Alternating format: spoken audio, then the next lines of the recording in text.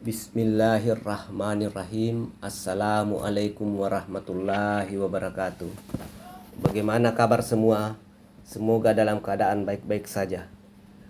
Hari ini saya akan menayangkan sebuah video tentang perjuangan dakwah Rasulullah Sallallahu Alaihi Wasallam di Mekah, di mana besarnya penderitaan umat Islam ketika itu, ketika kaum kafir Quraisy memperlakukan Rasulullah dan umatnya agar mereka mau kembali ke agama nenek moyangnya dan ke adat kebiasaan jahiliyah bangsa Arab. Mari kita menonton sama-sama. Semoga dengan menonton maka kita mengetahui sejarah yang terjadi di awal kerasulan Nabi. Seorang pemuda bernama Al-Arqam bin Abil Arqam menawarkan rumahnya kepada Nabi untuk dijadikan tempat dakwah beliau, yang kemudian dikenal dengan sebutan Darul Arqam. Kaum kafir Quraisy tidak kehabisan akal dalam menghalangi dakwah Nabi Muhammad SAW. Berkat perlindungan dari Abu Thalib, mereka tidak berani mengusik Nabi. Namun orang-orang lemah yang masuk Islam menjadi korban.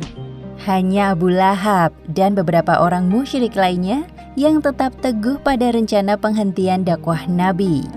Usaha kita menjelek-jelekan Muhammad agaknya kurang berhasil. Firasatku mengatakan bahwa pengikutnya semakin bertambah. Kita harus melakukan yang lebih keras untuk menghentikan Muhammad.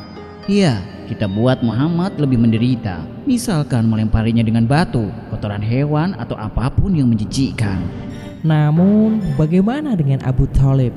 Dia pasti tidak tinggal diam jika melihat keponakannya diperlakukan seperti itu. Lakukan di saat Muhammad sendirian atau tidak ada Abu Thalib di sampingnya. Sebagaimana suaminya, istri Abu Lahab juga membenci Rasulullah. Suatu kali, Ummu Jamil pergi menemui Nabi Muhammad. Namun yang dilihatnya hanya Abu Bakar sedang duduk di halaman sorang diri. "Wahai Abu Bakar, di mana Muhammad? Dia telah menghinaku dan suamiku dengan bolanya. Kalau aku bertemu dengannya, akan aku pukul wajahnya dengan batu ini." Abu Bakar hanya diam. Dalam hati, ia bingung mendengar ucapan Ummu Jamil. Padahal jelas-jelas Nabi duduk di sampingnya. "Hah? Karena kau hanya diam, aku anggap kau tidak tahu di mana Muhammad." Kemudian Ummu Jamil meninggalkan tempat itu dengan penuh amarah. "Wahai Nabi, tidaklah engkau mengira dia melihatmu?" Dia tidak melihatku. Allah telah menutup pandangannya dariku. Subhanallah.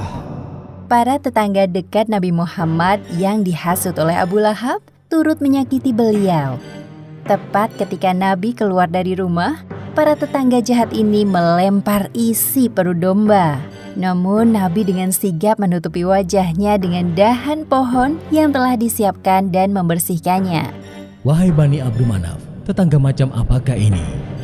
Tidak hanya itu, pembesar Bani Makhzum, yaitu Amr bin Hisham alias Abu Jahal, beberapa kali menyakiti Nabi Muhammad. Kebenciannya terhadap Nabi juga didasari atas fanatik kesukuan. Bani Makhzum menganggap bahwa kabilah Nabi, yaitu Bani Hashim, adalah musuh. Ketika Nabi sedang sholat, Abu Jahal meminta tolong kepada kawannya untuk dibawakan kotoran hewan. Lalu Abu Jahal melemparkan kotoran di atas kepala Nabi Muhammad yang sedang bersujud dalam sholatnya. Lihat Muhammad itu. Setelah Fatimah membersihkan kotoran di atas kepala Nabi, barulah Nabi bangun dari sujud dan menyelesaikan sholatnya. Ya Allah, hanya kepada Engkau aku menyerahkan keadaan kaum Quraisy ini. Tidak sampai di situ, Abu Jahal berniat menginjak tengkuk Nabi yang sedang bersujud. Hah? Apa yang terjadi? Wahai Abu Hakam, mengapa engkau lari terbirit-birit seperti itu? Tadi sewaktu aku hendak mencelakai Muhammad. Katakan dengan jelas, kami tidak mengerti ucapanmu. Jadi tadi sewaktu aku hendak mencelakai Muhammad, aku melihat di hadapan kami ada parit api dan beberapa sayap. Hah? Sungguh? Setiap kali mendengar kabar bahwa ada orang yang masuk Islam, Abu Jahal tidak tinggal diam. Jika mereka dari golongan orang terpandang, maka Abu Jahal menjanjikan sejumlah uang. Untuk apa kalian masuk Islam? Lagi pula, belum ada bukti bahwa ajaran yang dibawa Muhammad itu paling benar. Lebih baik gunakan waktu untuk bekerja. Aku siap membantu jika kalian kesulitan dalam hal keuangan. Benarkah itu, wahai Abu Hakam? Iya, dengan satu syarat, jauhi Muhammad dan para pengikutnya. Lain halnya, jika mereka adalah kaum muslim yang lemah, Abu Jahal akan turun langsung untuk menyiksanya. Ya Allah, hanya kepadamu hamba berserah. Aku tidak akan berhenti sampai kalian mau keluar dari Islam. Demi Allah, aku tidak akan keluar dari Islam. Berani sekali kau melawan tuanmu. Dasar budak tidak tahu diuntung. Karena engkau tidak mau murtad, kau juga akan aku hukum, sama seperti suamimu. Tidak ada yang bisa menggoyahkan keimananku kepada Allah, termasuk engkau, Tuan. Banyak bicara kau ini. Tidak hanya Yasir dan Sumayyah, Bilal bin Robah juga merasakan penderitaan yang serupa. Namun Abu Bakar berhasil menyelamatkan Bilal di saat penyiksaan terberat menimpanya. Abu Bakar mendekati Umayyah dan mencoba menawar Bilal.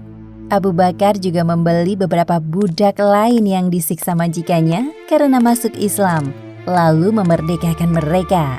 Di antaranya adalah Abu Fakihah, Khabbab bin Al-Arad, Zinnirah, Nahdiyah, dan kedua putrinya, Ummu Ubais dan Amir bin Fuhairah. Nabi Muhammad yang setiap hari mendengar laporan tentang penyiksaan kaumnya merasa sedih dan hatinya terluka. Saat ini keadaan kaum muslim belum cukup kuat untuk melawan. Wahai kaumku, untuk saat ini aku sarankan agar menyembunyikan keislaman kalian. Bersabarlah sebentar lagi sampai kita memiliki kekuatan untuk melawan mereka. Lantas bagaimana denganmu, wahai Rasul? Aku tetap berdakwah secara terang-terangan sesuai perintah Allah Subhanahu wa taala. Di setiap sudut kota terdapat mata-mata kaum musyrikin yang mengawasi aktivitas umat Islam. Untuk sementara, perkumpulan dengan Nabi Muhammad dihentikan. Pada suatu hari, seorang sahabat bernama Al-Arqam bin Abil Arqam mendatangi Nabi Muhammad SAW. Wahai Arqam, ada urusan apa pagi-pagi begini? Wahai Rasul, aku ingin menyampaikan sebuah usulan. Semoga hal ini dapat membantu umat Islam. Katakanlah, wahai Arqam. Arqam termasuk ke dalam ke-10 orang pertama yang masuk Islam. Saat itu usianya 17 tahun.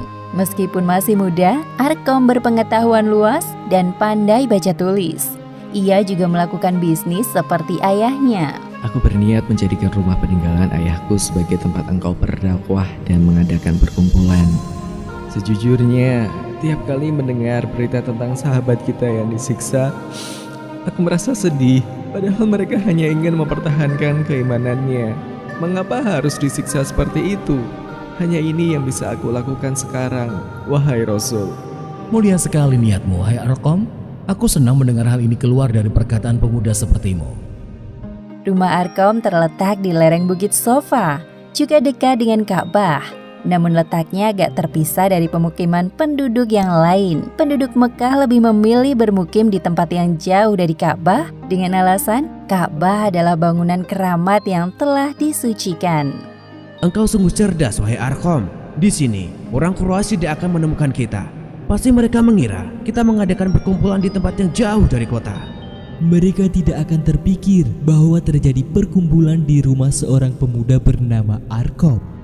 Benar sekali, mereka pasti menyangka perkumpulan terjadi di rumah para orang tua, seperti Paman Abu Bakar dan lainnya.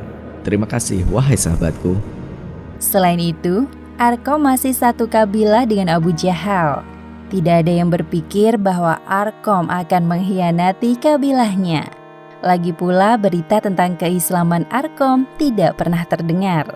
Oh iya, aku baru ingat. Bukankah Abu Jahal berasal dari kabilah Bani Maksum? Sama seperti engkau.